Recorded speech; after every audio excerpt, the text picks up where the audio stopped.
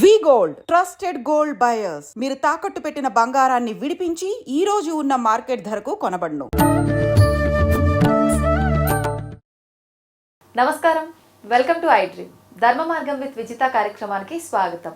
ప్రస్తుతం మనతో పాటు ఉన్నారు ప్రముఖ జ్యోతిష పండితులు, జ్యోతిష రత్న, జ్యోతిష సామ్రాట్ చింతా రుక్మాంగదరావు గారు. ఇప్పుడు వారితో మాట్లాడి మరిన్ని విషయాలు తెలుసుకుందాం.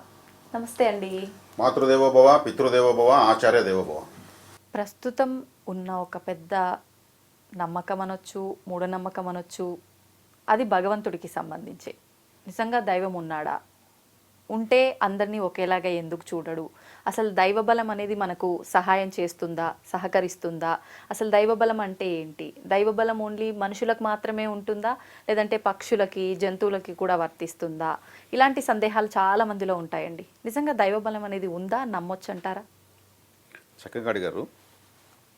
ఇది దైవబలం ఉంది అని నమ్ముతూ బతుకున్న వాళ్ళకు కూడా మళ్ళీ మళ్ళీ ఈ క్వశ్చన్ వస్తూ ఉంటుంది. అంటే నమ్మిన వాళ్ళకు కూడా మళ్ళీ ఈ క్వశ్చన్ వస్తుంది. అవును, కొన్ని కొన్ని సందర్భాల్లో. ఇక్కడ మీరు నన్ను పలకరించారు, నేను మాతృదేవోభవ, పితృదేవోభవ, ఆచార్య దేవోభవ అన్నాను. అవును, అంటే తల్లిదండ్రులకు మించిన దైవాలు లేరు. ప్రత్యక్ష దైవాలు వాళ్ళే. అవును, వాళ్ళ మించిన దేవుడు లేదని చెప్పేసి నేను. ఇంకా అన్యదా మనము ఆలయానికి వెళ్తున్నా, ఇంకెక్కడికి వెళ్తున్నా, మనం తల్లిదండ్రులను ఆరాధించకుండా, గౌరవించకుండా, పూజించకుండా అక్కడికి వెళ్తే అక్కడ కూడా అనుమతి రాదు. మీరు నెయ్యితో అభిషేకం చేసినా, డబ్బులతోనే కుమ్మరిచ్చినా, ముత్యాల వర్షం కురిపించినా కానీ మీకు అనుగ్రహం రాదు. ఎందుకంటే ఆది దైవాలను విస్మరించి పోయి మనం ఆలయాల చుట్టూ తిరిగితే ఏమొస్తుంది? రాదు. నేను అన్ని ఆలయాలు తిరుగుతున్నా, నాకు ఎన్నేం పూజలు చేసినా నాకు ఫలితం రాలేదంటే అసలు పూజించాల్సినటువంటి దేవతలను వదిలేసి మనం మంచి చేస్తున్నా, చెడ్డ చేస్తున్నా, ఆ అదృష్టాన్ని, ఈ శరీరాన్ని, ఆ అదృష్టాన్ని ఇచ్చింది ఎవరు? పార్వతి పరమేశ్వరులు కాదు కదా, మన తల్లిదండ్రులే కదా. వాళ్ళు చదువుకోవచ్చు, చదువుకోకపోవచ్చు, కానీ వాళ్ళు మనకు డబ్బు అడుగుతున్నారు. కానీ దానికి పెంచిన దానికి ఇంత డబ్బులు ఇవ్వు, ఇంత ఖర్చు అయింది నీకు అడుగుతున్నారు. ఏ రోజున అడుగుతున్నారా? లేదు కదా. మరి వాళ్ళని విస్మరించి మనం చేసే పూజలు ఎట్ట ఫలించవు. మొట్టమొదటి ఇక్కడ చూసుకోవాలి. విఘ్నేశ్వరుడు కూడా మొదటి దేవుడు అదే చేశాడు. పార్వతీ పరమేశ్వరుడు ప్రదక్షిణ చేసి సమస్తము ఈ సృష్టి మొత్తం తల్లిదండ్రులను ఉందని జ్ఞాన ఫలాన్ని తీసుకున్నాడు. మరి ఆయన అది అంగీకరించారు మొత్తము. మరి తల్లిదండ్రులు మించిన దైవం లేదు.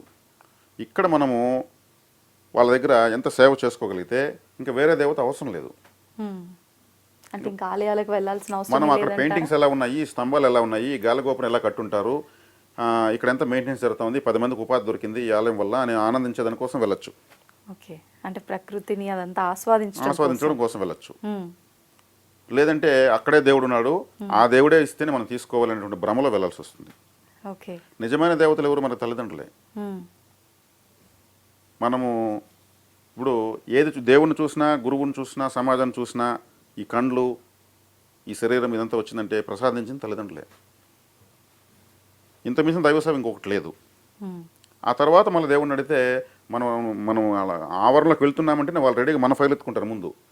అతని తల్లిదండ్రుల సేవ చాలా బాగా చేస్తున్నాడు, అతనికి ముందు వాళ్ళని 10 ఫైళ్ళు పక్కన పెట్టి ముందు మనకు పర్మిషన్ ఇస్తారు. తల్లిదండ్రులను విస్మరించి, ద్వేషించి, దూషించి అక్కడికి వెళ్తే వాళ్ళు అస్సలు ఎప్పుడెప్పుడు మనం బయట వెళ్ళిపోతామని కాసుకుంటారు. వాళ్ళు కూడా చిరాకేస్తుంది. దేవతలు చాలా డిగ్నిఫైడ్గా ఉంటారు, చాలా ప్రిస్టేజ్గా ఉంటారు. వాళ్ళ ఆలోచన విధానం చాలా ప్రత్యేకంగా ఉంటుంది. మనం చెప్పే సోది అంతా వినాల్సినంత కర్మ వాళ్ళకి లేదు. నేను స్కూల్లో చదువుకునేటప్పుడు పాటల పోటీలు పెట్టేవాళ్ళు ప్రతి సంవత్సరం. ఆ పాటల పోటీలు పెడితే అమ్మాయిలు వస్తారు, వాళ్ళ దగ్గర పాట పాడతారు, అబ్బాయిలు వస్తారు, వాళ్ళ దగ్గర పాట పాడతారు. ఒక అబ్బాయి వచ్చాడు. ఆ అబ్బాయిని విమర్శించాలని కాదు కానీ అతను పాడిన దెబ్బకి టీచర్స్, స్టూడెంట్స్ బెదిరి బెంబెలెత్తిపోయారు. చాలా మంచి గాత్రం అయి ఉండొచ్చు. అంటే ఈ పాట నేను చెప్తాను, నేను ఏమి పాపము చేసితి, నన్ను ఈ గోతిలో పడదోసితివి దేవా అంటాడు. ఇట్లా గాల్లో చూస్తాడు. మళ్ళీ మధ్యలో ఇంకొన్ని ఏదో చెప్తాంటే, అంటే మీనింగ్స్ ఇలా ఉంటాయి. మొన్న బస్ స్టాండ్లో కనిపిస్తే పలకరించిపోతుంది, బ్యాంక్ కార్డు కనిపిస్తే అట్టమల్లుకొని పోతుంది, చిత్తూరులో కనిపిస్తే బైక్లో పోతే టాటా చెప్తే పలకరించిపోతుంది. అదేదో 4 మాటలు మళ్ళీ చెప్తాడు మధ్యలో. మళ్ళీ నేను ఏమి పాపము చేసి నన్ను ఈ గోతిలో పడదోసి దేవా అంటాడు. మా ఎవరు ఒక ఆయన ఒక్కాకు నవ్వులు అలవాటు. ఆయన కళ్ళు మూసుకుని ఒక్కాకు నవ్వుకుంటూ ఉంటాడు పాటలు పడితే. ఆయన అట్లే ఆపేశాడు, స్టక్ అయిపోయాడు. ఆయన అట్టా చూశాడు వాడిని. ఆపరా అన్నాడు. ఆడ ఆపాడు. ఏం పాట అన్నాడు? దేవుడు పాడినాడు. ఆలయాలకు వెళ్ళి దేవుడిని అలా ప్రార్థిస్తే ఇస్తాడా? వాళ్ళు మేమేం పాపం చేస్తారా బాబు, దేవుని అలా విసిగించకూడదు. అంటే అసలు కోరికలు అడగడమే పెద్ద సోది సమస్త అంటున్నారా? శుభాలు ప్రసాదించు స్వామి, ఉమ్, సమస్త శుభాలు ప్రసాదించు, అయిపోయింది ఒకే మాట. అలా దేవతలను మనము ఎంత డిగ్నిఫైడ్గా, ఎంత ఆకట్టుకునే విధంగా వాళ్ళ ఆలోచన తెలుసుకొని మనం దేవతల్ని ఆలోచింపజేయాలి. ఎలా తెలుస్తుంది వాళ్ళ ఆలోచన విధానం? అదే నేను చెప్తున్నది. వాళ్ళు చాలా డిగ్నిఫైడ్గా ఉంటారు. లోక పాలకులు వాళ్ళు, ఉమ్, సృష్టి పాలకులు వాళ్ళు.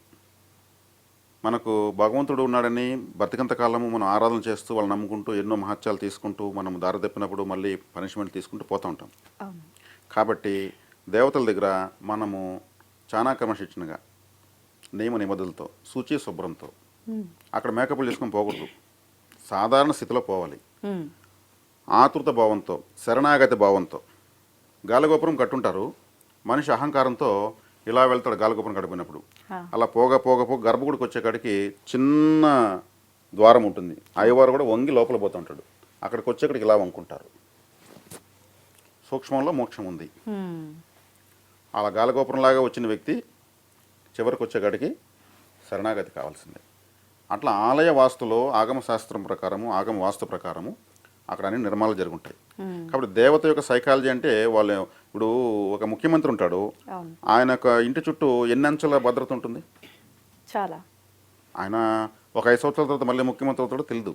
అవును. మరి ఆయనకే అంత ఉంటే సృష్టి పాలకులు పరమేశ్వరుడికి ఎటువంటి ప్రాకారాలు ఉండాలి, ఎటువంటి గాలిగోపురం ఉండాలి, ఎటువంటి గర్భగుడి ఉండాలి, ఎటువంటి స్తంభాలు ఉండాలి, వాళ్ళు నిర్మించుకుంటారు ఆ విధంగా. ఉమ్, వాళ్ళ ద్వారపాలకులు ఎలా ఉంటారు? తీవ్రమైనటువంటి ఆయుధాలతో, తీవ్రమైన చూపులతో, బలిష్టమైన శరీరాలతో ఉంటారు. ఉమ్, వాళ్ళ అంగరక్షకులు అంత గొప్పగా ఉంటారు.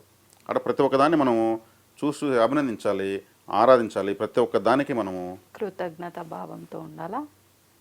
ప్రతి అడుగడుగున దైవాన్ని చూడాలి అక్కడ. ఉమ్, అలా చూసినప్పుడు దైవం మనకల్లా చూస్తుంది. ఆ, నేరుగా పోయి టాటా చెప్పడం కాదు, అలా ఏమీ రాదు. ఉమ్, కాబట్టి ఆలయాల్లో చాలా శక్తి ఉంది. అది నిక్షిప్తం చేశారు మన పెద్దవాళ్ళు. దాన్ని తెలుసుకోకుండా నేను వెళ్తున్నాను నాకేం రాలేదు, ఆడ పోవడం, దండం పెట్టడం, పరిగెత్తుంచే ఉచిత ప్రసాదం తీసుకోవడం, పరిగెత్తం నాకు బస్సు పోతుంది, ట్రైన్ పోతుంది, ఆటో పోతుంది, ఒక గంట సేపు కూర్చోవాలి అక్కడ. ఉమ్, ఇప్పుడు మన ఎమ్మెల్యే దగ్గర, ఎంపీ దగ్గర వెయిటింగ్లో ఉంటాం కదా, అవును. సాయంత్రం వరకు కూర్చుంటాం. ఇప్పుడేం దేవుడు కాదు. అదే దేవతల దగ్గర ఒక గంట మనం మన లైఫ్ని ఎందుకు త్యాగం చేయము? ఉమ్, గంట సేపు మనం కూర్చుంటే మన జీవితం యాక్టివేట్ అవుతుంది. ఆలయాల్లోనే జీవితం మారిపోతుంది. ఓకే. కాబట్టి ఎవరైతే తల్లిదండ్రులను గుర్తించి వాళ్ళకి సేవ చేసి తర్వాత ఆలయానికి వెళ్తారో వాళ్ళు విఐపి కోటాలో ఆడ కోరికలు తీర్చుకోరావచ్చు. ఉమ్, అది ఏ ఆలయం అని కావచ్చు. కులదైవం చాలా ఇంపార్టెంట్. కులదైవం ఎలా తెలుస్తుంది? అంటే ఎవరి కులదైవం ఎవరు ఈ అనేది? కులదైవం అనేటువంటి ఈ విషయాన్ని పూర్తిగా వదిలేశారు. అవును, ఇంటి దైవం, కులదైవం. వాళ్ళ ఇంటికి మాత్రమే, వాళ్ళ సర్నేమ్కి మాత్రమే ఆ దేవుడు. ఒక మామిడి చెట్టు కిందనో, ఓ రావి చెట్టు కిందనో, ఓ వేప చెట్టు కిందనో, ఓ మర్రి చెట్టు కిందనో పెట్టి చేలలో పూజిస్తూ ఉంటారు. ఓకే.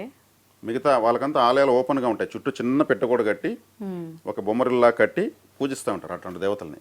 వీళ్ళు ఎప్పుడైతే వదిలేస్తారో వీళ్ళకి ఎక్కడికైనా అనుమతి రాదు. ఆధార్ కార్డు లాంటిది కులదైవం యొక్క అనుగ్రహం. ఉమ్, ఆధార్ కార్డే లేకుండా వీళ్ళు ఎక్కడెక్కడ ద్వాదశ జ్యోతిర్లింగాలు తిరిగినా కానీ ప్రయోజనం ఉండదు. ఉమ్. బస్సులు ఎక్కలేక దిగలేక కాళ్ళు పట్టుకుంటూ ఉంటారు. మరి తెలియని వాళ్ళ పరిస్థితి? తెలియని వాళ్ళ పరిస్థితి ఈ మధ్యనే కరుంగలి అనేటువంటి ఒక మాల.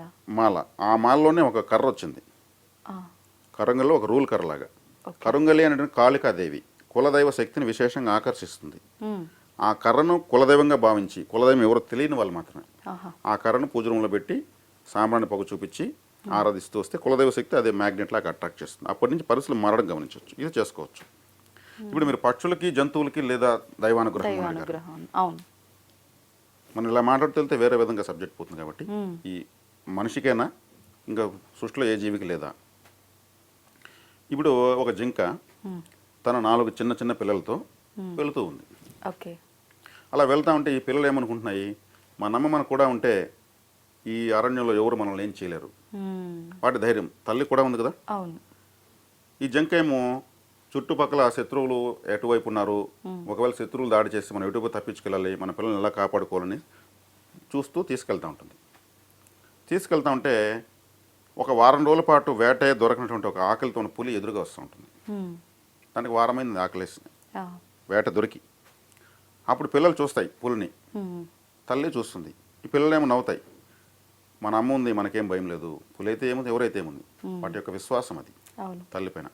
అప్పుడు జింక భయపడుతుంది, అరే మనం ఏమైనా పర్లేదు మన పిల్లలకి ఏం కాకూడదు అని అది ఆలోచిస్తుంది. సరే వెనక్కి తిరిగితే ఈ పిల్లలు వెనక్కి తిరుగుతాయి. ఇటు వెళ్తే ఇటువైపు ఒక వేటగాడు, వాడు కూడా వారమైంది వేట దొరికి, ఓకే. వాడు బాణం ఎత్తుకుని వస్తాడు, ఈ జింకను చూసేస్తాడు. వాడు ఎక్కువ పెట్టుకుని మెల్లగా అడుగులు వేసుకుంటూ వస్తుంటాడు. ఇప్పుడు పిల్లలు అనుకుంటాయి, అరే అమ్మ ఉంది, ఈ పక్క పులి ఉంటే ఏముంది, ఆ పక్క వేటగాడు ఉంటే ఏముంది, మన అమ్మ ఉంది అనుకుంటాయి. అప్పుడు జింక రెండు వైపుల నుంచి ప్రమాదం వచ్చేసింది ఎలా అనేసి ఇటువైపు పోతుంది. ఇటువైపు పోతే ఒక తోడేలు వస్తూ ఉంటుంది. ఆ తోడేలు కూడా అది జమాక్ కన్నింగ్, నక్క జిత్తులటువంటి తెలివితేటలు దానికి కూడా ఉంటాయి. అప్పుడు పిల్లలు ఆలోచిస్తాయి, ఇప్పుడు మనమ్మ మనల్ని కాపాడుతుంది, వాటి ధైర్యం అది. కానీ జింకకు అర్థం కాదు, మూడు వైపులా వచ్చిందని ఇంకొక వైపు వెళ్తుంది. అటువైపు అడవి కార్చిచ్చు అంటుకుంటూ ఇటువైపు వస్తూ ఉంటుంది. ఓకే. అడవిలో వెండాకులు అవేవే ఫైరింగ్ అయిపోయి వస్తాయంటున్నాడు. ఇటు పోతే అగ్గిలో పడిపోవాలి, ఇటు పోతే పులికి బలైపోవాలి, ఇటు పోతే వేటగాడు ఉన్నాడు, ఇటు పోతే తోడేలు ఉంది. మధ్యలో జింక ఎటు పోవాలో అర్థం కాకుండా దిక్కుతోచని స్థితి, అన్ని దగ్గరికి వస్తూ ఉంటాయి. మరి ఇప్పుడు ఏం చేయలేరు జింక, తన పిల్లల్ని కాపాడుకోవాలి. ఆవేదనగా అది భగవంతుని కోరిందే అనుకుందాం, భగవంతుడు అనేది తల పైకి ఎత్తింది అనుకుందాం, పళ్ళ పైకి ఒక SMS భగవంతుడికి ఇస్తుంది, యూనివర్స్కి వదులుతుంది తన ఆవేదన, నన్ను నా పిల్లల్ని కాపాడు ప్రకృతి నేను అడిగింది అనుకున్నాను. అప్పుడు యూనివర్స్ స్పందించాలి కదా, తను అడగడంలో న్యాయం ఉంది కదా, చిన్నపిల్లలు కదా, వాళ్ళు ఆ పులి ఆకలి తీరాలి, వేటగాడి వేట దొరకాలి, దీనికి తీరాలి. కానీ ఈ జింక యొక్క ఆవేదనే ప్రామాణికంగా, అంటే మొదటి ప్రామాణికంగా తీసుకుంటుంది ప్రకృతి. తీసుకొని ఈ వేటగాడు జింకను చూస్తూ వస్తుంటాడు. అంటే ఇప్పుడు దైవాన్ని ఇది ప్రార్థించింది మన సంభాషణ ప్రకారం. ఈడు ఒక పామును దొక్కేస్తాడు, పామును చూడు వీడు వేటగాడు. పాము దొక్కే కాడికి ఏమవుతుంది, ఆ పాము అని కాటేస్తుంది. వాడి బాణము గతి తప్పి తోడేలు తగులుతుంది. అబ్బా అనేసి వాడు ఇట్లా వదిలేస్తాడు తోడేల పైకి. తోడేలకు బాణం తగలగానే అది అరుచుకుంటూ కుక్కలాగా అరుస్తున్నది. అది పరిగెత్తుంది, ఇదేంద్రాభాసం నా కడుపులో దిగింది బాణం అనేసి.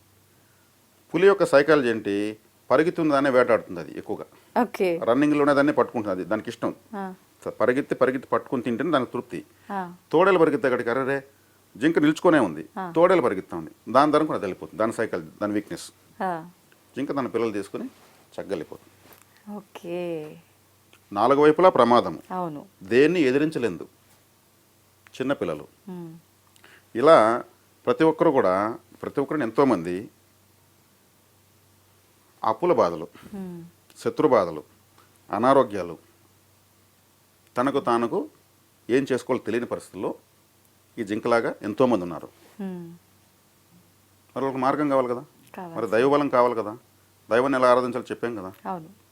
మాతృదేవోభవ పితృదేవోభవ, వాళ్ళ తల్లిదండ్రులు లేకపోవచ్చు, చక్కగా ఫోటోలు పెట్టి వాళ్ళకి SMS ఇవ్వచ్చు. దైవం మానుష రూపేణ అన్నారు. ఎవరో ఒకరు వచ్చి స్పందించి ఏదో ఒక విధంగా అడ్జస్ట్ చేసుకుంటారు. నువ్వు పర్లేదు సంవత్సరం తర్వాత ఇవి డబ్బులు అంటారు. అది గొప్ప సహాయమే కదా. ఖచ్చితంగా 5 రూపాయల వడ్డీకి తీసేసుంటారు.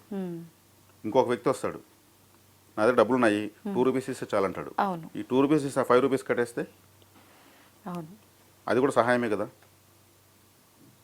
తక్కువ వడ్డీకి దొరికి ఎక్కువ వడ్డీకి జమ అయిపోయింది.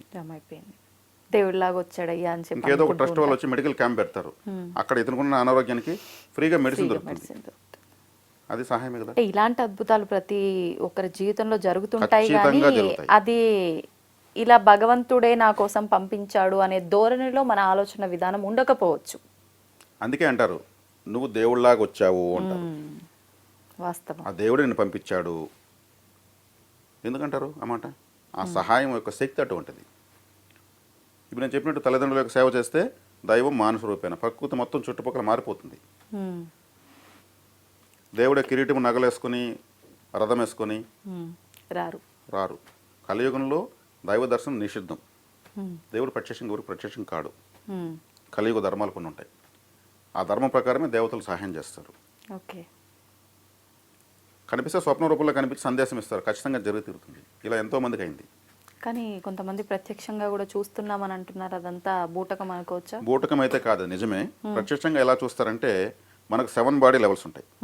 Physical body, etheric body, emotional body, mental body, cosmic body, emotional body, ఇట్లా కొన్ని 7 బాడీ లెవెల్స్ ఉంటాయి.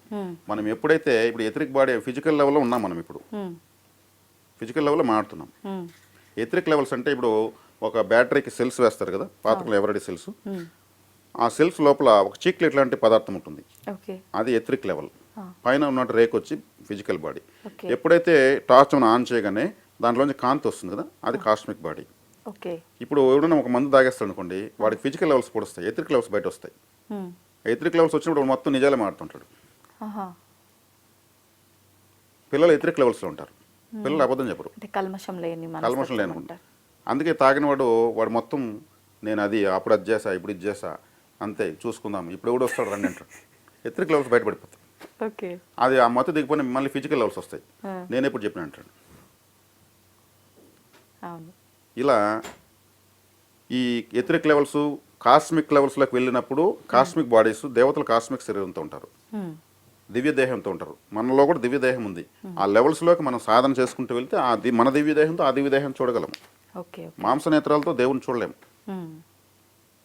జ్ఞాన నేత్రాలతో చూడగలుగుతాం. ఆ జ్ఞానంలోకి మనం డెప్త్లోకి దిగి దైవారాధన చేస్తే ఆ దేహాలు కనిపిస్తాయి. వాళ్ళు చెప్పే అనుభవాలు కరెక్ట్. అంటే ఏ కల్మషం లేకుండా నిజమైన భక్తి చూపించిన వాళ్ళకి ఆ దివ్య నేత్రం ఓపెన్ అవుతుంది, ఖచ్చితంగా కనెక్ట్ అదే అవుతారు. యోగా, ఈ చక్రాసు యాక్టివేషను, క్వాంటమ్ సైన్సు, అవును. ఇవంతా అదే. ఓకే అది మనకు ట్రాఫిక్ జామ్ అయిపోయేసి రోగాలు, మానసికమైనటువంటి ఆర్థికపరమైనటువంటి కుటుంబపరమైన అన్ని ట్రాఫిక్ జామ్ ఉంటుంది. దీంట్లో మనకు దేవుడు కనిపిస్తాడా? కనిపించడు. అవును. ప్రశాంతంగా యోగా చేయడం వల్ల, ఓకే మెడిటేషన్ చేయడం వల్ల చూడొచ్చు. ఇది సాధ్యమవుతుంది. సంతోషం అండి, చాలా మంచి విషయాలు తెలియజేశారు. ధన్యవాదాలు. ధన్యవాదాలు.